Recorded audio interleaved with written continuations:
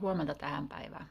Tuolla ulkona kun kävelin, niin rupesin miettimään, kun taas sitä siitepölyä ja muuta, että kun toi räkätuppaa vuotaa ja välillä vähän yskittääkin. Ja sitten kuitenkin se on niin kuin tämä meidän viisaan kehon toiminta.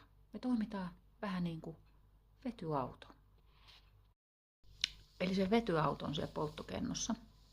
Siellä on sitä vetyä, se yhdistyy siihen happeen, muodostuu elektroneja ja siitä syntyy sitten sitä energiaa, millä se toimii se vetyauto.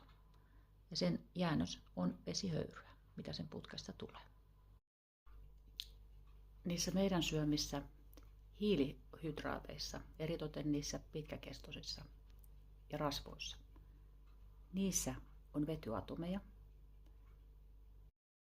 Ja siellä meidän soluhengityksessä, siellä mitokondrioissa, se meidän keho sitten irrottaa sitä vetyä ja yhdistää sen siihen happeen, mitä me hengitetään. Ja sen soluhengityksen lopputuloksena syntyy energiaa, eli hiilidioksidia ja vettä.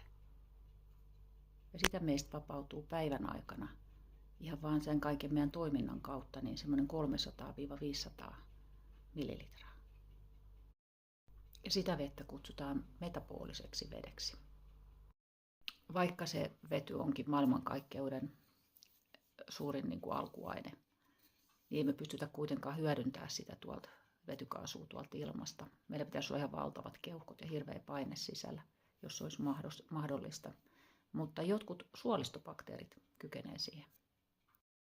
Ja se vety, mitä siellä muodostuu, niin sehän poistuu sitten sieltä peräreijän kautta. Mutta jos haisee tosi pahalle, niin se ei ole vetyä, koska vety on kevyttä ja hajutonta. Eikä se jää meihin mitenkään, ainakaan näiden tämänhetkisten tieteiden tutkimusten mukaan sähkömagneettikenttään, eikä edes tämän maapallon sisällä. Et se on niin kevyt alkuaine, että se poistuu aurinkoa kohti. Mutta tässä nyt tällainen pläjäys sitten, että hybridejä ollaan.